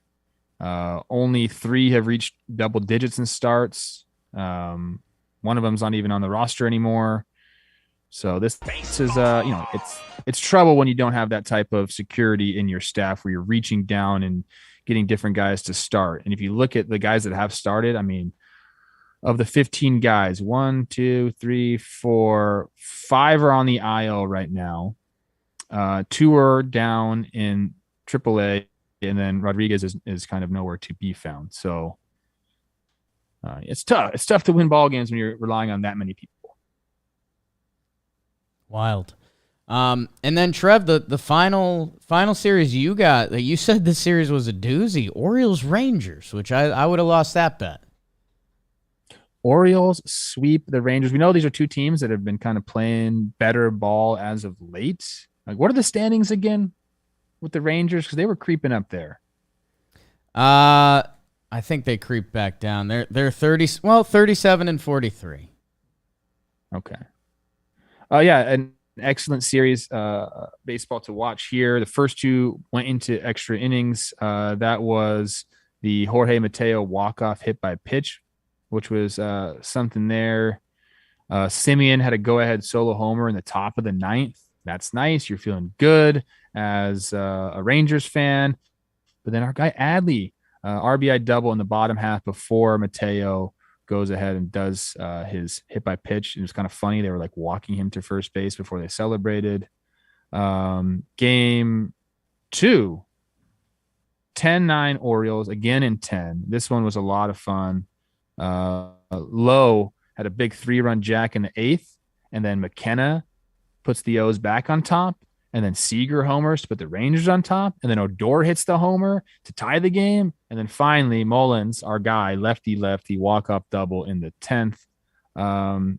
So yeah, in summation, in each half inning of the 7th and 9th innings, a team tied it or took the lead. So the Orioles were the first team in MLB history to allow game tying or go-ahead homer in the 7th, 8th, and 9th and still win the game. So talk about a wild one there. But Brandon Hyde is the manager of the year. We've already established that. He's got these guys playing ball right now. They win the last game 2-1. McKenna had an RBI infield single in the 2nd and another run scored on a Seager throwing error, and that was it. It's their first sweep, the Orioles, since last July. I know, I think some Orioles fans are going to dub me on the internet later on this month, and I'm totally fine with it because my whole thing that I was mad about the Orioles is the fact they have a beautiful baseball stadium, and they're like a proud historic franchise, and they've just been in the dumps. And this team's a lot of fun. They're pesky, and this Orioles team is going to win 50 games by middle of July. Or maybe end of July, but still, that, I genuinely thought there was a chance they wouldn't get there throughout the whole season with the division they are in and the talent on their team, and now here they are. So good for them. Dude, there was a pitch that Lopez threw, who, by the way, has just been phenomenal. Yeah. They've had some really good bullpen pieces there. He threw, and chat, if you got any O's fans in the chat, he struck out my guy Backyard Brad on like a 91-mile-an-hour pitch. It looked like a turbo sinker or a splitter or whatever the hell it was. Ball shouldn't move that way, dude. Yeah, I think shouldn't move that way. That might be his changeup. I'll double check because I know he hits big numbers up there. And yeah, he's been disgusting, man. I mean, there's a lot of teams saying let's pick up that guy at the deadline. And again, really cool story from him. Kind of was a burnt out starter. Really wanted to go to the bullpen, and when he finally got out there, he went into the manager's office every day and said, "I'm ready to go, And he's having an all-star year. Baseball.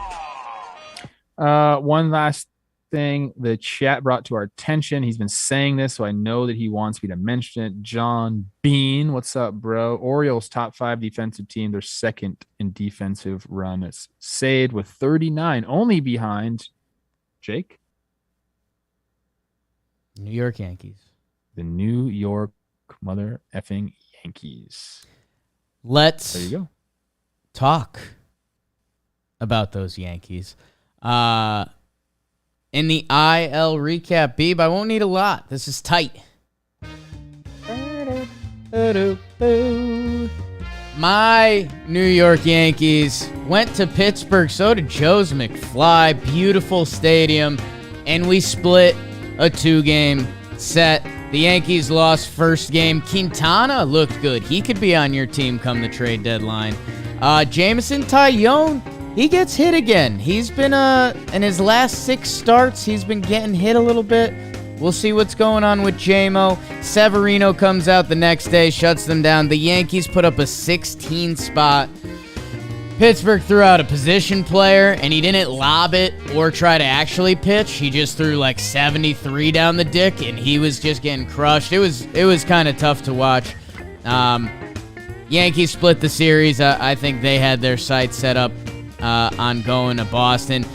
Hey, some Pirates love, because we'll talk Yankees all the time. Jack Sawinski, rookie. I think he's got 14 ding-dogs on the year. Some real pop, like him. Another 2-game swept. The Mariners, they sweep the Padres in 2. Big flex. Chris Flexen, 6.2 shutty. Man, there's a couple guys in this series that made their major league debuts. That was pretty cool. Julio Rodriguez goes up top at San Diego, upper deck. How is it, kid? 15 homers, 20 steals. He's so good. And then Logan Gilbert, Dylan Moore was all over the place. Man, these Mariners are back in the conversation. I love it, Seattle. And then our final 2-gamer, Halos, Fish, Angels-Marlins for those at home. Alcantara. He just does 8 shutout innings, 10 Ks again. Syndergaard, they kept the boys in it. Marlins won the first game 2-1. But then it's Ohtani the next day. I mean, talk about a time to go to a couple Miami baseball games. See Sandy the first game, Ohtani the second game.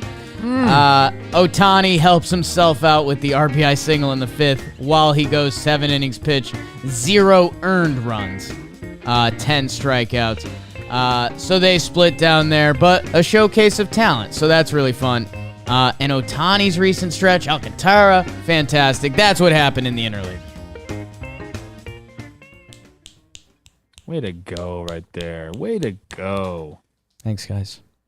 Appreciate you. This, we have to just mention this right away. This is coming from Michelle in the chat. She called the Mariners-Padres series the Vetter Cup. Love that. I'm stealing that. I'm stealing that because, you know, next year everyone's going to play everybody. So this is always from now on, it's going to be known as the Vetter Cup because Eddie Vedder grew up in San Diego, obviously ends up moving to Seattle as they start the grunge band Pearl Jam. And first, Pearl Jam. Dylan Moore. Used to be Mookie Blaylock was the name of that band, just so you know. Mookie Blaylock, like the basketball player? Yeah, they named it Mookie Blaylock, and then, you know, because of issues with Mookie Blaylock, the person, they had to change the name to Pearl Jam. How about that? Let's do that series quick because these games are actually a while ago. They were Monday, Tuesday. So the 4th of July game. J.P. Crawford came back. We love him. Sam Haggerty was all over the second game. Clevenger, Logill, some fun pitchers in this one. Very much feels like the Padres, their ship has been slowing down a little bit, although Jorge Alfaro last night that we're not talking about. While the Mariners are getting that juice going, Trev. 500. Look, there's no doubt. Since on June 20th, I pronounced them dead. They've been playing excellent baseball. I'm very happy for the Mariners. Look, they died. Mike Trout went up to Seattle and killed them. Okay, what's happening now on the field could be a zombie situation where they came back from the dead. But like when I declared them dead, they were dead. Okay, like I'm not going to backtrack on that. These guys were absolutely dead. Here is the stat that I'm going to throw out. Okay. I forget. Somebody put it in the chat, stole it from the chat. Since the brawl, the brawl. Yep. Right. Julio Rodriguez is batting .316, 737, slugging. So, one daughter. Trout, .088, 206 slugging since then. Did somebody get to Trout and give him a little one of these? Ooh. Like, is it like an Achilles heel type situation? Did they find the weakness and Or expose it? maybe it's Space Jam. Maybe in the fight, Julio kind of like sucked the rest of his powers out of him. Oh my gosh, could it have been that? I don't know. Julio's like, actually, the fish market is in Seattle, Trout. Ooh. Is that a fish pun? That was a fish pun. That was a fish pun. 8-2 Mariners since the brawl. Just saying. People like believing in stuff. It is a simulation, so maybe someone just punched a few numbers, some ones and zeros, and now the Mariners are back. Whatever. I'm happy for them. We love J.P. Crawford. Ty France came back the other day. Carlos Santana's in the middle of that lineup now. Winker's going to come back from suspension. Like, we're going to talk about the Adam Frazier trade at some point.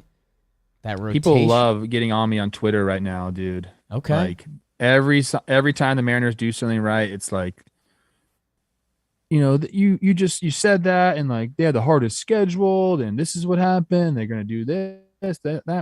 I hope so. I'm fine with being wrong. I'm drinking the Kool-Aid. It'll be interesting for them heading into the break. They're finishing off a series with Toronto, and then they do a little East Coaster, it's Nationals, and then it's Texas, but it's on the road. So, hey, I don't know. I've said it on here a couple times. I'll probably say it more times. You could point to the Braves last year. If you're around 500 and you finish with 2 good months, you can be a 90-win baseball team. And Seattle, I guess the other thing to watch out for, the AL East currently has all the wild card spots. It's Tampa, it's Boston, it's Toronto. Seattle is 3 games back. 3 games back. While those teams are going to have to play each other, Seattle's going to be playing Texas or the Angels or Oakland.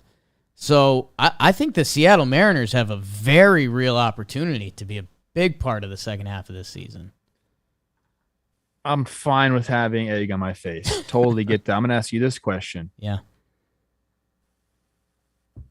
Angels dead? Yes. Oh. Trev, I can pull up the tape. Both of these teams were on the verge of dying. I think you might have picked the wrong one, and I'm sorry about that. The brawl. I said it. One of these teams is going to die, and one of these teams is going to get the juice. And I think the Mariners got the juice, man. I really do, dude. The Halos in this Marlins series, I don't know if you saw the drop fly ball in the outfield. It ended up not hurting them, but like they just kind of have some stuff going on with this team right now that it takes any of the recent Angels games they've won. Like, I think I could dig through them. They've needed like a nut job performance. Like it's Ohtani going ham on both sides. I remember one of their recent wins, I think a dude hit for the cycle, and it was like, okay, so like we need to do a historic thing to try to just get a dub across the finish line. I don't know, man. I'm a guy who the first month of the season, I took some pats on the back on the Angels. Like, I think I have to return them all to sender because Shohei's awesome, dude, and I'm going to talk about him more in a minute, but I don't know, man. I don't know. Like on Baseball Reference, when they have the game results and they'll have like the green line and the red line, for wins and losses, there's just so much red. There's just so much red, dude. Let's see if I can do the math on this. They were 27-17. Yes. They've won 11 games since then, and they now have 46 losses. They lost 29 games. So 11-29? Yeah. They're dead. You can't do that. Dude, I did that to Seattle and things happen. I think that might be the only team I pronounce dead officially. I just got to stick with it now and just wear it. I don't know. I just keep thinking, like, what if Joe Madden showed up with a mohawk to the field that day? Right. Like, butterfly effect. Dude. Right. What if they, and then like he has the mohawk. Shohei with a fucking mohawk. Shohawk gets the mohawk. Shohawk? Shohawk. It could have been all so different, but Perry, dude, you're so reactionary. People had no pitching, so you just went out and signed a zillion pitchers, and you go on a little losing streak, you fire your manager. Like maybe you should just let the hair come, and maybe things would have changed. But I don't know, man. I mean, I feel bad coming on here and bashing the Angels all the time, but it's just tough. 11-29. I mean, just having that number that's horrific. That's horrific. My gosh, Joe Madden showing up with the mohawk, getting the boys. The Showhawk would have been a thing. Oh my gosh, Angels fans would have been showing up to the park with mohawks. They would have been, 6 or 7 games over 500 at this point. But no, there's a metaverse where that's all real. Yeah. And by the way, I don't think he's getting talked about later. Alcantara, it's insane. It's you guys might have to help me out. It's a feeling. I guess we probably haven't felt, or I guess DeGrom makes you feel this way, but it's basically the race to one run, and it's like who's gonna get it. Like the Marlins hitters have a little extra pressure that day because they know they're gonna get an amazing starting pitching performance. And the other team knows you might get like a pitch to hit. You might even not. Like that's how dialed in this dude is right now. Like I was rewatching the highlights and it was like baseball porn.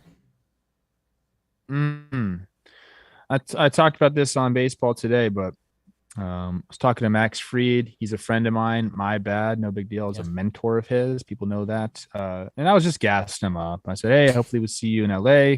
Come to our party. You're the best pitcher in the National League. Yeah. All that stuff. I do that. You know how I am. Yeah. And he said, thanks for the compliment, but there's a guy named Sandy walking around. Yeah. So you got Max Fried telling you you're the best pitcher in the NL. I mean, Sandy's just a guy. He's going this long in games, but not laboring through those last innings. Where typically, third time through, bro, got to get this guy out of there. You got to trick him. Maybe you're going to, your second or third pitch that third time through to trick him. Sandy's got his electric stuff late in games. Like he's no stopping this guy. I just hope that it doesn't all catch up to him in the end.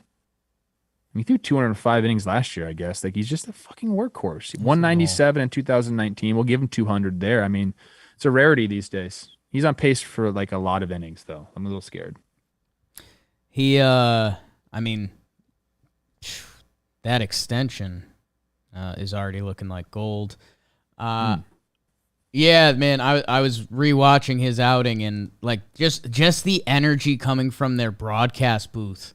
Like you could tell he struck out someone, I think it was in the 7th or 8th inning, with 101 off the plate. And you could tell beforehand they were talking about, like, does he go changeup? Is he going to drop the slider? And the announcer just goes, yeah, how about 101 coming at you? And then he gets out of the 8th inning, and the broadcasters start getting silly, and they go, stay away from Mattingly. Don't go over there. Because they want him to come back out for the 9th. Like, he's got that kind of energy going right now that's just... You can't beat it. You can't beat it. I love the idea of like, Max Fried, beautiful left-hander, like a curveball like Sandy Koufax, like Kershaw. These guys are just beautiful pitchers. And then you got Sandy, who's 6'5", long limbs, throwing absolute cheese, and they're all sitting and everyone's like, who's the best pitcher in the NL? And then you got the guy wearing cat fur cleats, who's 11-0 and who should start the fucking All-Star game, Tony Gonsolin, just meowing in the corner. It's crazy, dude. Like, isn't that a funny visual? You might have made BBD's birthday with that one. That was cat licking him. Oh God. He's something else, man. Trev, with that, I host a popular show, Talking Yanks. If you have anything you want on Yankees-Pirates, I'll be honest, Yankee land, we're juiced up to go to Boston and see the Sox. It was awesome seeing the beautiful stadium that Pittsburgh has. Joe's goes, and he enjoyed it. So I don't know if there's anything you've got. Yankees Rats. No, I mean, they obviously dominated the second game. Pirates take game one. Quintana looks good. Like, is he going to go somewhere? I think that's definitely something that we'll keep an eye on. Tyone is returned to Pittsburgh. I saw they gave him a little bit of like a video tribute. That's kind of cool. Didn't do too well there, but yeah, I mean, this is kind of one of those series where it's a 2-gamer. They split. Yankees-Pirates. Yankees are the best team in baseball. Pirates are not. So you don't really have to go into too much of that. O'Neal Cruz is still an absolute stud. I actually asked Chris Rose this today. I said, do you think Bednar's is he a guy they could look to trade? Obviously, he's got a lot of years of control. C. Rose is either about to interview him or did interview him already. I'm curious to see how far the Pirates go with like their trades and what they want to do. I'll say, I guess, like the only thing I keep talking about with the Pirates, which sucks, dude, because I want to like highlight some of their players. Like Sawinski's just keeps hitting homers. Yeah. You love Vogelbach, and they got some real talent there right now, some real talent. But until like they kind of can complete their roster, get some starting pitching in there, like it's just kind of going to be a mess. Yeah, they need kind of the Orioles bump next year where they're just a tick better. Maybe they're pitching, they're just getting a couple more performances, because I think with Cruz, if he starts to figure it out, that Ryan Reynolds is going nut job again, which is awesome for them. Yeah, Bednar, man, I will say that was the cool thing. You don't see a guy pitch, you just see stat sheets. He's got a video game curveball, and that's he's a 3-pitch closer, which you don't always see. It was really cool to actually see him in action. Fastball, curve, changeup. And when I say video game curve, he throws a 97 mile per hour fastball, a 90 changeup, which that's kind of standard. It's a 77 mile per hour curveball. So when that boy flips up there, you see some knees buckling. It's a good time. Yeah, and I want to give the Pirates like a little bit of time here, because we rarely ever do spend time on them. But if you got that core right there, okay, you got Ke'Bryan Hayes. Yeah. He hasn't offensively been there yet. He's 25 years old, like needs to figure that side of the ball out. We know that he's done it in the past. He figures that out. You got him. You got O'Neal Cruz. He looks like the real deal. Like it looks like he's as toolsy as they come. You got Sawinski. He's only 23, and like every time I look up, he's swatting a homer. You got Brian Reynolds there. How many more years they got of him? A lot. He's a free agent not until 26. You got a little core there, right? Yeah. Like, how much longer do we got to wait for them to go and kind of supplement that and go for it in what can be a weak NL Central? I don't know, man. I think they're closer than many people give them credit, but it's not that easy. You got to go out and do it. Trev, some guys, man. You know what else you got to do? Especially, I know BBD it's his birthday. You're on vacation. You got to trim up your downstairs. You got to manscape it up, babe. And man, with code TALKING right now, you'll get 20% off and free shipping at manscaped.com. Whether you're looking to go bald like an eagle or just in need of a safe trim, Manscaped is dedicated to helping you level up your full body grooming. The Performance Package 4.0, you know about the Lawnmower 4.0. We all use it. Little LED light on there, just in case. They got the ear and nose trimmer. Fellas, you've seen other people's nose hair and ear hair. That means they can see yours. Pretty good rule to live by there. They've got the Crop Reviver, the ball deodorant. It's all at Manscaped. And again, 20% off and free shipping with our code TALKING at manscaped.com. Take care of it down there, whether it's your birthday, whether you're in Cabo, whether you're still covered in beer and sweat from Fenway the night before. Use code TALKING at manscaped.com. Take care of your downstairs. Talking Manscaped. Trev, it looked like you had a question. I did manscape before I came down to Cabo. You have to manscape before you come down to Cabo. I've barely worn clothes since I've been here. I can't just be walking around with a bush. They don't let you through security at the airport on the way to Cabo if you don't trim your downstairs. No, I'm not completely shaven either, though. It's just a nice, well kept. That's what I do. Hey, did we talk enough about the Mariners? Landing strip for me. I think we did. They only played 2 games. They need to keep going, and we'll keep talking about them more. But they're coming, man. Like I don't know what else we need to say. J.P. Crawford. We went over Adam them. Frazier. Crawford. The starters have been doing good. Julio Rodriguez looks like the real deal. He does something special almost every game. He's one of those players. Yeah. So shout out Mariners, shout out Padres. Padres have the worst City Connect jerseys I've ever seen. Not the worst, but like doesn't make any sense to me. Why are there those colors? But yeah, we'll move on to the second half of the show. 29-39. They're now 42-42. So that's 13-3 for the Mariners. Their last 16. They're going.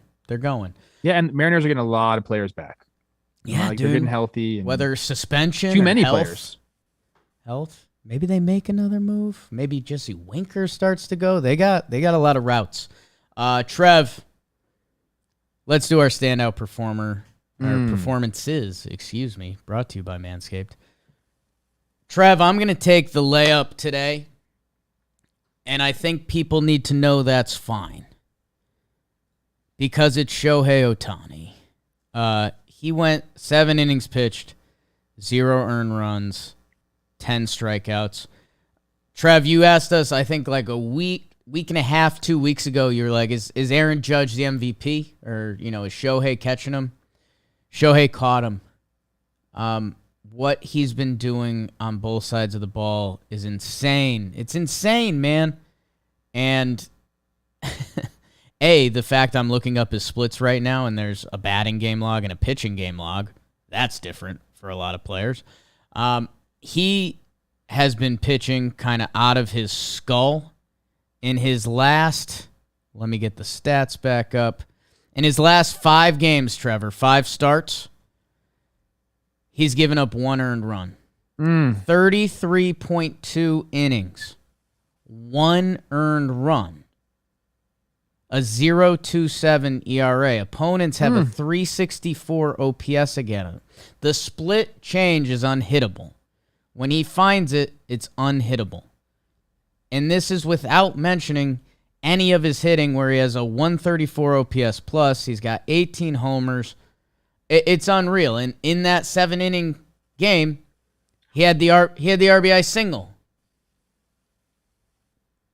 to put him up. So like, it's unreal. And I'm not going to let myself have Shohei Ohtani fatigue because there's no reason to. Because as long as this is happening, it's insanity. I'm glad that you, a Yankees fan, one of the kings of Yankees fandom, is saying this, because we got a lot of Yankee people in my mentions and in this chat right now.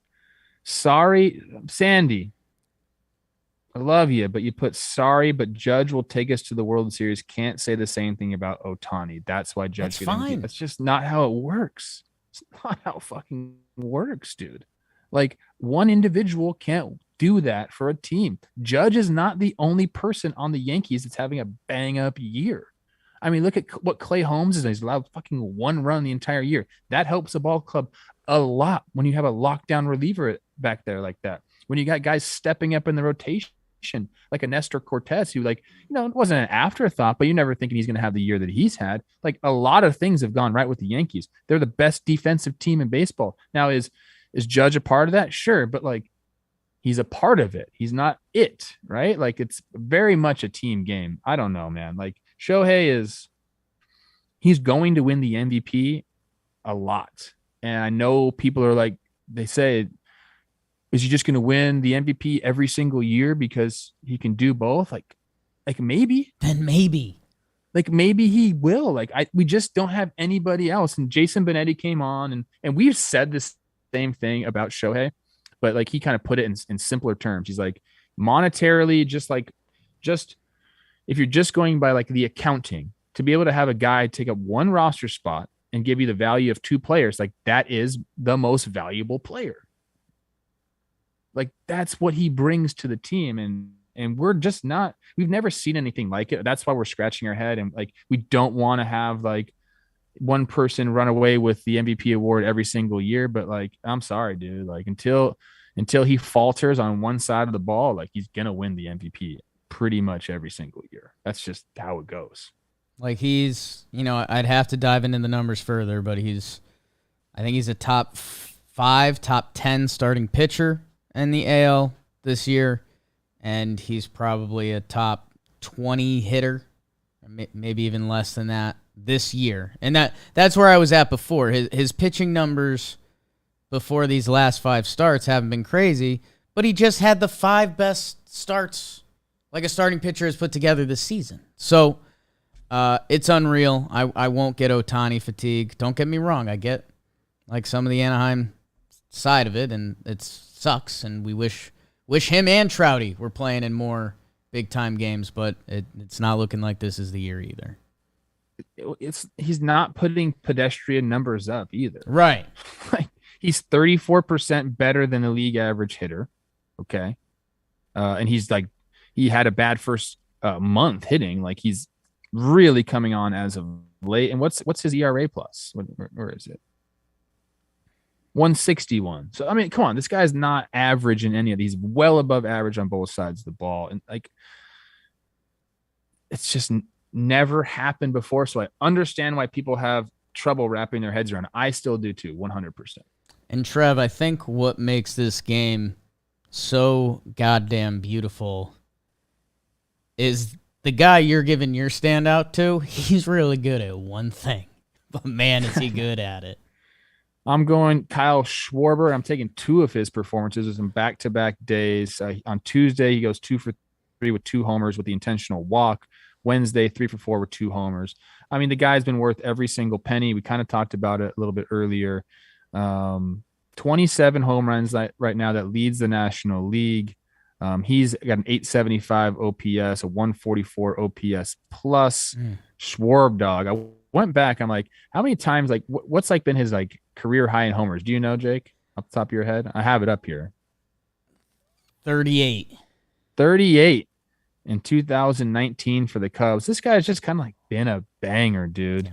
And when he gets hot, it's really, really fun to watch because he obliterates baseball. And he's such like a fun, like, he's what you point at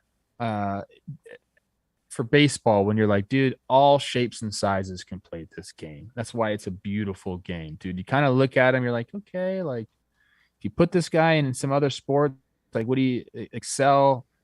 Like, not just by, looking at him with the eye, but you put a bat in the guy's hand, you watch him swing at one time, and you're like, oh shit, like this guy's the real deal. So shout out Schwarbs.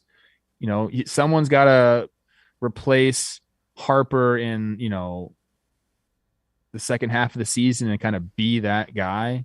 In the last 28 days, $1 OPS. That's how you replace a guy like Bryce Harper, or at least try to fill in for him. The guy is absolutely going off. So Schwarbs, baby. Schwarbs. By the way, if these Phillies can sneak into the playoffs, he's a guy that's got a ton of playoff experience too, and good playoff experience, 9 postseason homers. I mean, Schwarber's the best, man. And again, another weird, if you're ever diving into baseball's free agency and how weird and wild it can be, like Schwarber just kind of timed it weird at first. He had his only quote-unquote down year was during the COVID year where the Cubs stunk, and it's a 59-game sample, and then he builds himself back up and he gets the contract. But, yeah, when you take out that 2020 season and then you look at his baseball reference, you're like, this guy's just a full-blown stud. Like, there's no – it's not a conversation. Not a conversation. Trev, we're running a little long. Should we just ditch slump watching in Fuego? We talked about a lot of guys. I was hoping you were going to say Let's go. Then let's do awards, because we got the stimulator too, dude. I'll play this just to have Dirt it. Nasty's on Fuego. That means I'm on fire, baby. Like Waco. Awards. Mike Trout is slumping. Yeah. Since the brawl. Give me awards. Give me Kelsey. Awards. I can't wait to see Kelsey in LA. She's the GOAT. The GOAT. She'll be at our event. Awards are brought to you by Greg Morris Cards, GMC, baby. The best in the business. He slangs 80,000 sports cards every month. How many are you slanging? GMC sells baseball cards from every era. They just gave us a pack. Who do we got here? Send me some, bro. This looks like a Phil Krause card from, I don't know, the Yeah, it does. 1800s. Jake Early, been there, Roman swipes. Mike Trout, maybe you've heard of him. Yordan Alvarez. Julio Rodriguez. Greg Morris cards is the best in the biz. He's reliable. You can trust his grade on every card. If he says it's mint, you know it's mint. Go to gregmorris.com, gregmorriscards.com, to see their inventory. And GMC wants you to get $10 in free cards just from hearing about us from John Boy Media. When you go to the website, Greg Morris Cards, find the cards you want. And if you win the eBay auction, message them with the code JohnBoy, and you will get $10 off. Check them out. IG, Facebook, Twitter. You'll get some exclusive content and deals there at gregmorriscards.com. Message them, John Boy. You'll get $10 off. Trev, do you wanna do your award first?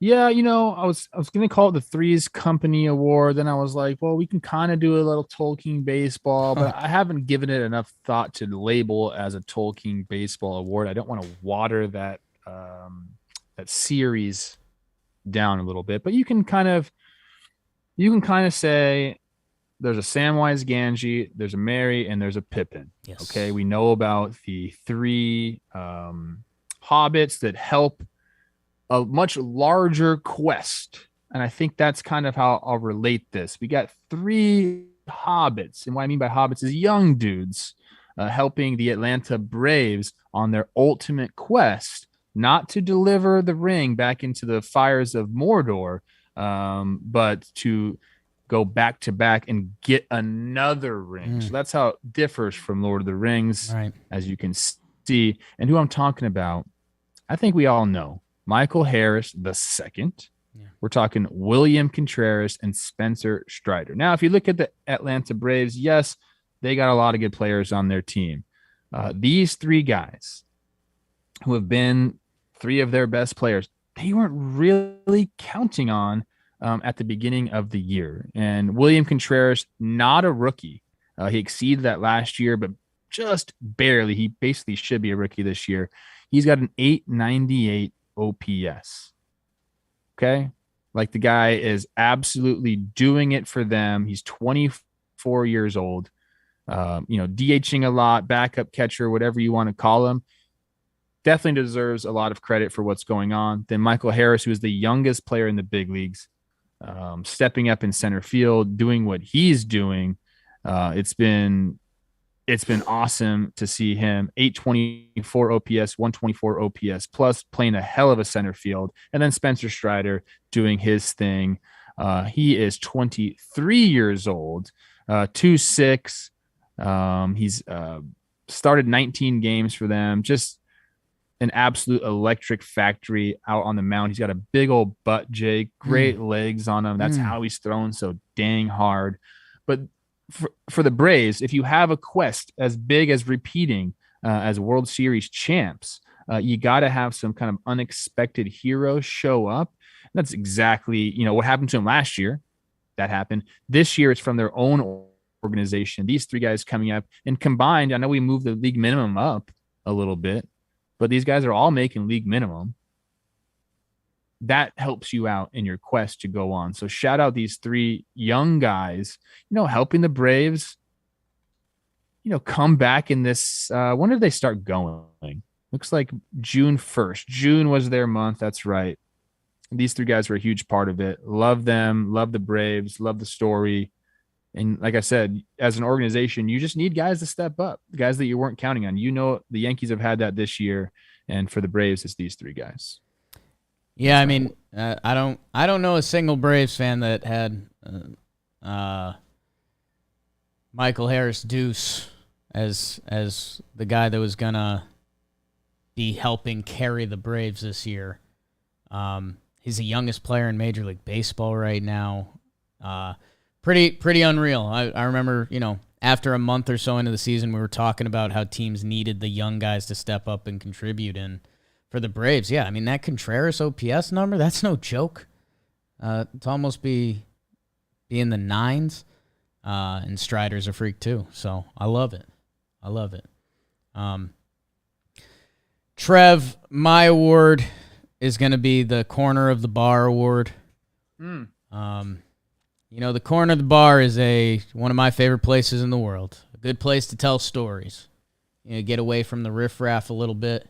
You can kind of angle yourself so you're looking at each other, instead of being at the bar and both facing the same way. If one of you's on one side of the bar and one of you's on the other corner of the bar, you kind of have an angle at each other, and you can really empty it out. There's a guy who's one of the most beloved guys in baseball this year. He's having kind of a meh year for his expectations. I still remember his breakout and how excited everyone was for him, and I was kind of like, man, people are really excited for this guy. Jesus Aguilar, first baseman for the Marlins, one of the most beloved dudes in the league. Just pure power. Listed 6'3", 277 on Baseball Savant. Hello. He's third percentile in sprint speed. Trevor, there's something about baseball that it lives forever, right? Like whenever someone gets their first hit, we're so excited for them. Like that lives forever. No one can take that away from you. You had a hit at the major league level. Jesus Aguilar has his first stolen base at the major league level. He snagged it the other day against the Halos. And obviously it's Jesus Aguilar, so he got there. He's got the biggest smile on his face. He starts pulling on Renjifo's jersey just for fun. And hey, I don't know Jesus Aguilar. I bet you that guy tells a pretty bang-up story, and he's going to tell a lot of people about his stolen base that he got in the majors. So congrats to Jesus. That 0 is now forever a 1, and now he's lifetime 1 for 2. 1 career stolen base, 1 career caught stealing. So I love it. That's a nice feeling.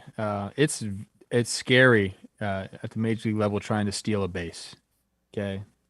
I had that experience. You just don't want to get thrown out, so you stop stealing. He's obviously not a burner. Was I faster than him? I don't even know.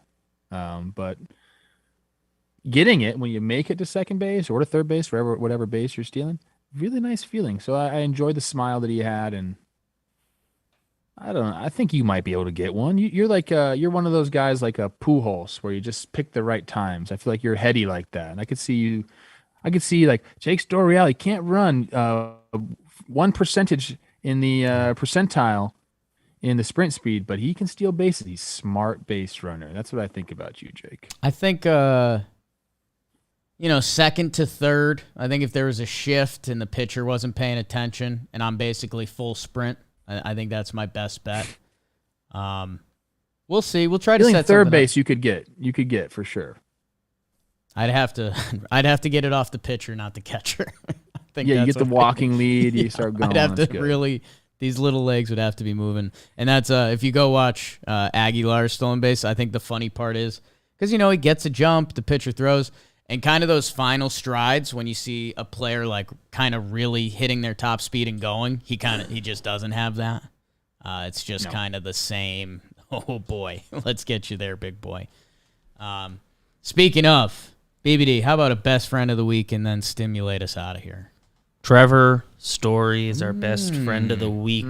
4 hits, 3 extra bases, 2 homers. Second time getting best friend of the week this year. Made an awesome play last night. I went to right field to see some of my friends that were sitting out there at Fenway. He was in the shift. His play was right in front of me. It was pretty cool to watch. He's doing some Simeon stuff last year. It's like he's the best defensive second baseman kind of by a lot, by all the metrics. And it's like, well, yeah, he's a shortstop. How about that? Shortstop position, pretty tough to play. BBD, on your birthday, nonetheless. You know what? Let's start out in the National League with our new friends, the 6th seed. The Philadelphia Phillies are facing the Milwaukee Brewers. Phillies. All right. Schwarber, maybe Harper's back. They'll go on. And then the Braves and the Padres have to play their way in, basically. Braves. Wow. Braves go on, and they will face the LA Dodgers rematch.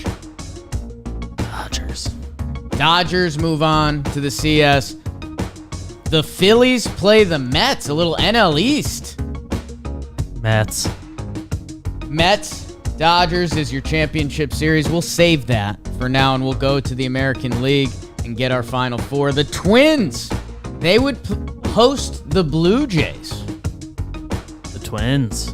The Twins win a playoff series. Holy smokes.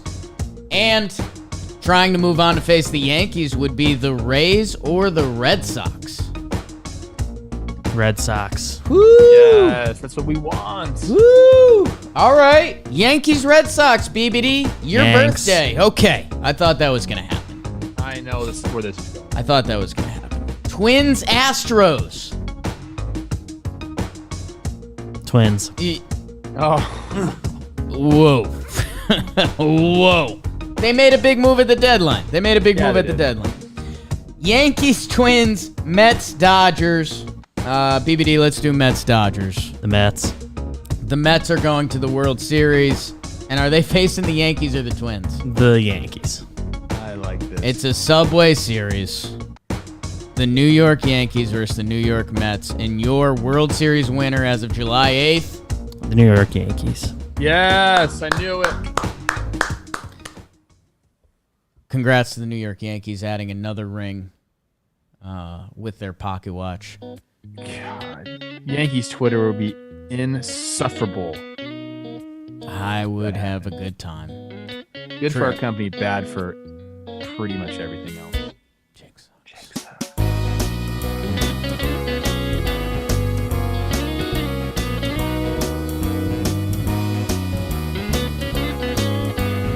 Happy birthday, Beavers, you stud. Big, big dong forever.